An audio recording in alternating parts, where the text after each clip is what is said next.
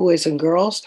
My name is Miss Lois, and I am here with the Kiwanis Club of Roanoke with the Readers Today, Leaders Tomorrow program.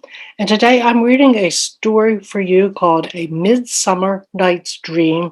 This is part one. This is going to be done in two different sessions because it's long.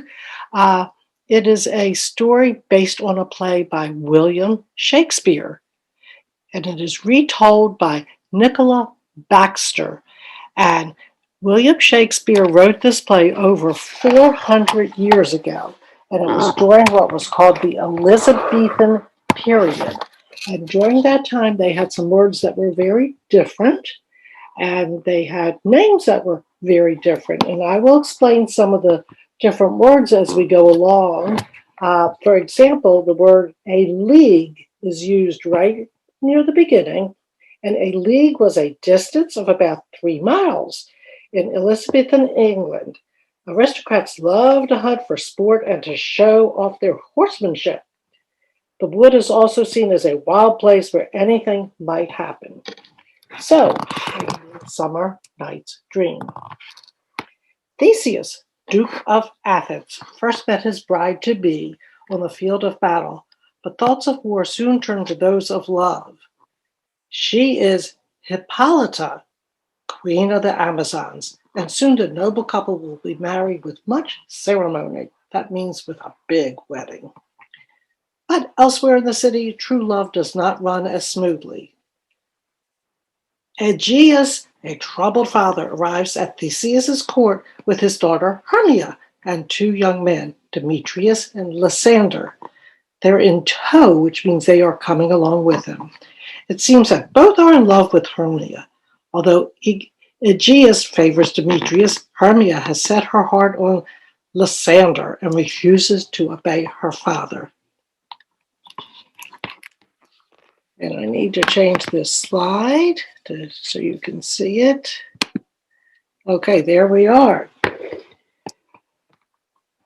Aegeus seems prepared to use desperate measures. He says, I beg the ancient privilege of Athens, as she is mine. I may dispose of her, which shall be either to this gentleman or to her death, according to our law. Hermia appeals to the Duke, who confirms that she must obey her father or die, unless she would prefer to live as a nun for the rest of her life. Demetrius, too, tries to persuade her to do her duty. Lysander naturally takes a different view. He says, you have her father's love, Demetrius. Let me have Hermia's. Do you marry him?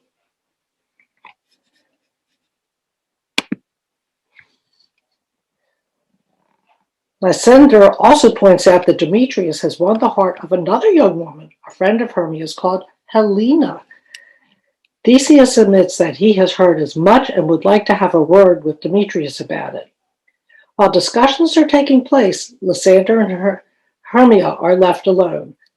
Lysander has a plan. Steal forth thy father's house tomorrow night, and in the wood, a league without the town. There will I stay for thee. That was the word league that I told you about earlier, about 3 miles away. Hermia is happy agreeing when Helena comes in. The fact that Demetrius prefers Hermia to her is straining the girl's friendship.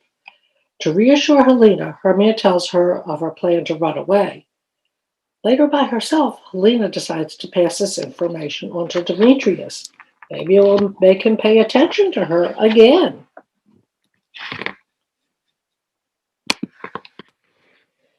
Meanwhile, in a little house in Athens, some workmen have met to plan the entertainment they will put on during the celebration for the Duke's wedding. They are Quince the carpenter, Snug the joiner, Bottom the weaver, Flute the bellows mender, Snout the tinker, and Starveling the tailor. The friends have decided on an ambitious presentation of the most lamentable comedy and most cruel death of Pyramus and Thisbe, a play involving high drama and a lion.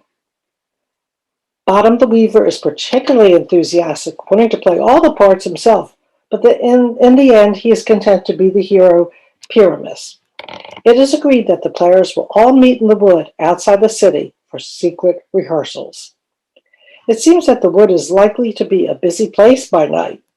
It is already inhabited by a host of fairies, ruled over by Oberon, the fairy king, and Titania, the fairy queen. Also among them is Puck, known as Robin Goodfellow. He is a mischievous sprite who likes nothing better than casting spells and causing trouble. The humans of Athens, there we go, are not the only ones to have problems. As Puck tells a passing fairy, Oberon and Titania have quarreled. And this is what he says. Oberon is passing fell in wrath, because that she as her attention hath. A lovely boy stolen from an Indian king. She never had so sweet a changeling. And jealous Oberon would have the child, knight of his train, to trace the forest wild.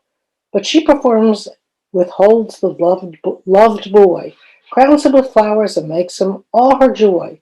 And now they never meet in Grover Green, by fountain clear or spangled starlight sheen.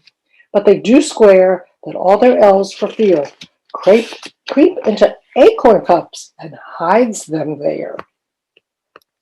Oberon has plans to punish Titania for keeping the boy.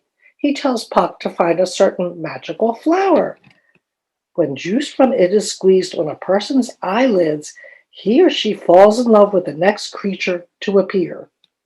If Titania is spellbound in this way, she will not think twice about giving up the boy. As night falls, Demetrius enters the wood. He is far from happy that Helena insists on following him. I love thee not, therefore pursue me not, he tells her. Helena will not listen. I am sick when I do look on thee, says Demetrius, doing his best to shake her off. They do not realize that Oberon is watching and listening. When Puck returns with the magical flower, Oberon tells him exactly what he plans. And this is what he says.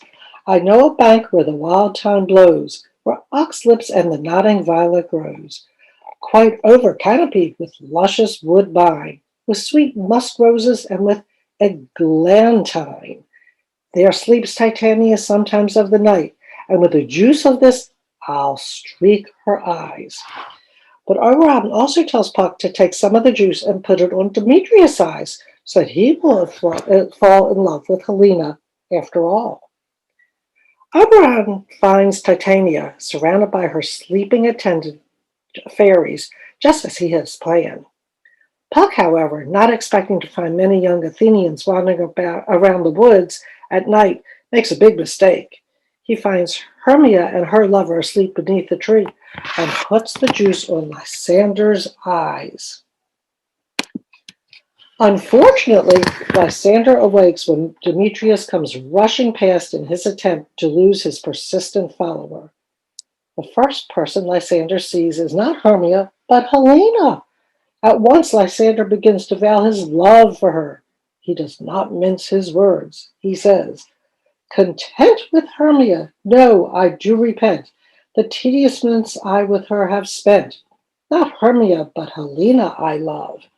Who will not change a raven for a dove?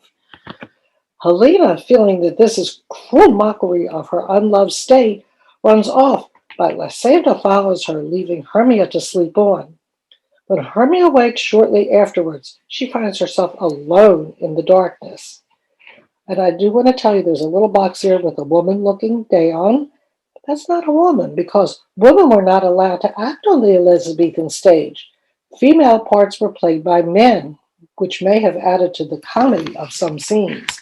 So if you look real closely, that is not a woman, that is a man putting on a skirt. As luck would have it, the Athenian workmen have chosen to hold their rehearsal next to the place where Titania is sleeping. It is soon clear that they have no idea at all about how to stage a play. In addition to the parts already allocated, given out, they decide that it will be necessary for one of them to pretend to be the moon and another to take on the role of a wall. As usual, Bottom is full of ideas, but when he disappears behind a bush between speeches, Puck sees his chance. Remember, he is mischievous. He casts a spell over the weaver to give him the head of a donkey. When Bottom reappears, his fellow workmen run away in horror. Titania opens her eyes a few minutes later, hears Bottom's hearty tones as he sings to reassure himself. What angel wakes me from my flowery bed, she cries, and she falls immediately head over heels in love with the extraordinary creature. Titania summons four fairies, Peace Blossom, Cobweb, Moth, and Mustard Seed, to attend to her beloved.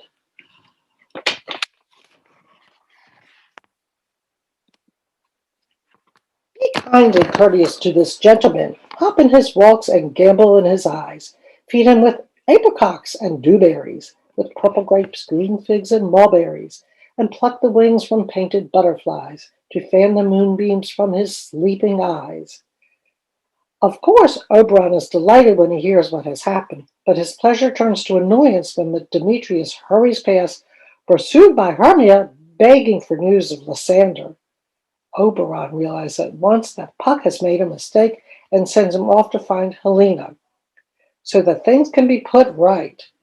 Meanwhile, Demetrius falls asleep in the glade. Oberon seizes the opportunity to squeeze some of the magic juice on his eyes. And that's where I'm going to stop today. We will pick up part 2 right where we left off.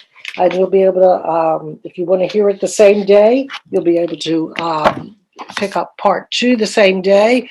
But I'm going to have to leave right now and get ready to do part 2. I hope everybody is reading. I hope you are enjoying these books sponsored by the Kiwanis Club of Roanoke in the Readers Today, Leaders Tomorrow program. And don't forget, you can go to the library to get many of the books that you are hearing on the website. Bye now.